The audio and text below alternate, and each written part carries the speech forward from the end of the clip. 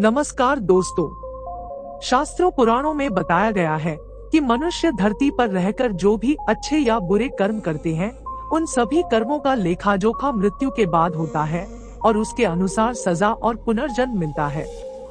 ईश्वर की दृष्टि में जो अच्छे काम यानी आपके काम होते हैं उसे पुण्य कहा जाता है और जो बुरे कर्म होते हैं उन्हें पाप कहा जाता है। पुराणों में कई अच्छे और बुरे कर्मों के बारे में बताया गया है। गरुड़ पुराण और कठोपनिषद में तो यह भी बताया गया है कि मनुष्य को अपने पाप कर्मों के कारण मृत्यु के बाद अलग अलग तरह के पापों के लिए कौन कौन सी अलग सजाएं दी जाती है। गरुड़ पुराण में उल्लेख मिलता है कि मनुष्य धरती पर जो कुछ भी पाप करता है उन सभी पापों की अलग अलग सजा बारी बारी से मिलती है। यम के न्याय में किसी भी पाप की सजा से बचा नहीं जा सकता है। कामी व्यक्ति के लिए ऐसी है सजा। गरुड़ पुराण में बताया गया है कि परस्त्री पुरुष संबंध रखने वाले को लोहे के गर्म सलाखों को आलिंगन करवाया जाता है। जो पुरुष अपने गोत्र की स्त्री से संबंध बनाता है उसे नर्क की यातना भोग कर लकड़बग्घा अथवा शाही के रूप में जन्म लेना पड़ता है। कुंवारी अथवा अल्पायु कन्या से संबंध बनाने वाले को नर्क की घोर यातना सहने के बाद अजगर योनि में आकर जन्म लेना पड़ता है। जो व्यक्ति काम भावना से पीड़ित होकर गुरु की पत्नी का मान भंग करता है, ऐसा व्यक्ति वर्षों तक नर्क की यातना सहने के बाद गिरगिट की योनि में जन्म लेता है। मित्र के साथ विश्वासघात करके उसके पत्नी से संबंध बनाने वाले को यमराज गधा की योनि में जन्म देते हैं। लेकिन व्यभिचार और धोखा देने से भी बड़ा एक पाप है जिसकी सजा कठोर है। महाभारत के समय एक व्यक्ति ने ऐसा पाप किया था, लेकिन आजकल बहुत से लोग ऐसे पाप करने लगे हैं। जानिए वह पाप क्या है और इसकी सजा क्या है। कृष्ण की दृष्टि से यह है सबसे बड़ा पाप। भगवान श्री कृष्ण ने दृष्टि में जो सबसे बड़ा पाप है वह है भ्रूण हत्या। महाभारत युद्ध समाप्त होने के बाद जब द्रोणाचार्य के पुत्र अश्वत्थामा ने उत्तरा के गर्भ में पल रहे बालक परीक्षित पर ब्रह्मास्त्र का प्रयोग करके उसकी हत्या कर दी, तब भगवान श्री कृष्ण सबसे अधिक क्रोधित हुए थे। श्री कृष्ण ने उस समय ही यह घोषणा कर दी थी कि अश्वत्थामा का पाप सबसे बड़ा पाप है, क्योंकि उसने एक अजन्मे बालक की हत्या की थी। श्री कृष्ण ने इस पाप की सजा स्वयं अश्वत्थामा को दी थी। श्री कृष्ण ने अश्वत्थामा के सिर पर लगा चिंतामणि रत्न छीन लिया और शाप दिया कि तुमने जन्म तो देखा है लेकिन मृत्यु को नहीं देख पाओगे, यानी जब तक सृष्टि रहेगी तुम धरती पर जीवित रहोगे और कष्ट प्राप्त करोगे।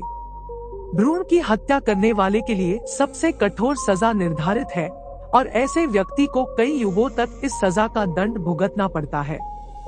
संसार का सबसे बड़ा पाप क्या है?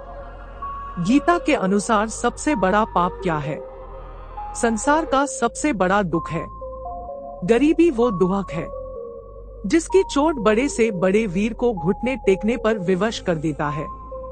गरीबी बड़े से बड़े ज्ञानी को और बड़े से बड़े धर्माताओं को धीरज और धन चकनाचूर कर देती है और उन्हें धर्म के मार्ग से हटाकर अधर्म के मार्ग पर चलने को विवश कर देता है। मेरा ये भक्त गरीबी की उसी चरण सीमा तक पहुंच गया है जहां पर बड़े से बड़े वीर और धीर पुरुष अपने घुटने टेक देती है। इस संसार में सबसे बड़ा पाप क्या है? कोई कहेगा असत्य, कोई कहेगा छल, तो कोई कहेगा लालच। नहीं, संसार में सबसे बड़ा पाप है नारी का असामान्य, नारी का मान भंग करना, क्योंकि ये अपराध केवल नारी के शरीर को ही, उसके मन, उसके आत्मा पर भी प्रहार करती है।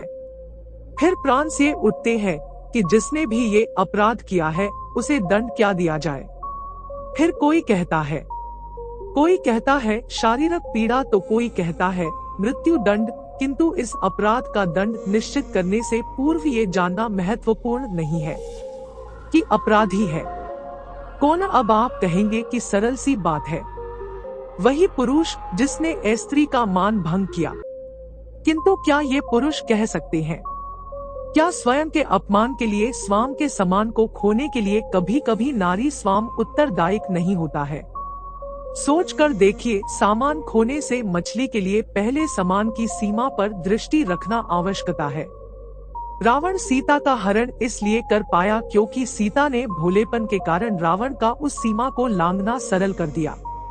किंतु अशोक वाटिका में उसी सीता को रावण ने छू तक नहीं कर पाया, क्योंकि उसने रावण और उसके मध्य तिनके की एक छोटी सी दीवार बना दी। जीवन में ना कहना सीखे। किस उम्र तक मनुष्य के पाप को भगवान माफ कर देता है? पाप पुण्य, स्वर्ग नरक, जन्म मृत्यु, यह सवालों के सही जवाब आज तक कोई नहीं जान पाया है। लेकिन अलग अलग पुराणों की सहायता से हम आपके ये सवालों का जवाब देने के प्रयास करते रहेंगे। जय श्री कृष्णा। यह तो आप जानते हैं कि गरुड़ पुराण में हर पाप की अपनी सजा बताई गई है और उसे चाहे जो भी करे, चाहे वो अपने माता पिता की सेवा ना करना हो या किसी निर्बल मनुष्य को सताना हो, किसी स्त्री के साथ गलत करना हो, चाहे किसी पुरुष के साथ गलत करना हो, उसे उसकी सजा नरक में भोगनी ही पड़ती है। साथ ही गरुड़ पुराण यह भी कहता है, नरक में मनुष्य को सजा भोगने के बाद एक बार फिर से पृथ्वी पर जन्म लेना पड़ता है। उसे पृथ्वी पर भी दुखों के रूप में पीड़ा और यातनाएं दी जाती है। लेकिन हम आपको बता दें कि महाभारत के अनुसार 14 वर्ष तक किया गया कोई भी पाप माननीय नहीं होता। जी हाँ, 14 वर्ष कर दिया गया कोई पाप माने नहीं होता, क्योंकि 14 वर्ष का बालक किशोर अवस्था में होता है। किंतु महाभारत के अनुसार 14 वर्ष के बाद उसके द्वारा किया गया छोटा से छोटा और बड़े से बड़ा कर्म फल सिद्धांत के अनुसार मानव को नरक में धकेल देता है। इसलिए मृत्यु तक, चाहे वह किशोरावस्था हो, चाहे वो और युवावस्था हो या बुढ़ापा हो, यह सोचिए कि आपको क्या कर रहा है, लेकिन यह मत सोचिए कि आपको पूरे कर्म करने हैं, क्योंकि पूरा सोचना भी एक पाप है, क्योंकि कहते भी है बुरा रंग का बुरा नतीजा। दोस्तों, उम्मीद करता हूँ कि ये जानकारी आपको काफी अच्छा लगा होगा। अंत तक बने रहने के लिए आप सभी को दिल से स्वागत करता है।